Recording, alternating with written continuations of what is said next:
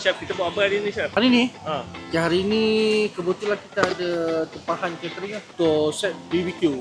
Berapa banyak Dan juga kita ada set untuk pizza juga pun ada. Kita apa ada? Ada. Hari ni lebih kurang kita tulis sini, tapi ramai lah, memang ramai. Ada dah 30-40 orang kan ni? Lebih. Lebih kurang.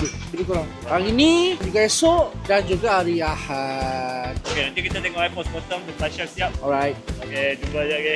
Okey, inilah hasilnya. Setelah ni, semalam kita buat preparation. Hari ni kita mengidangkan nasi biryani. Kita ada nasi biryani ayam hari ni.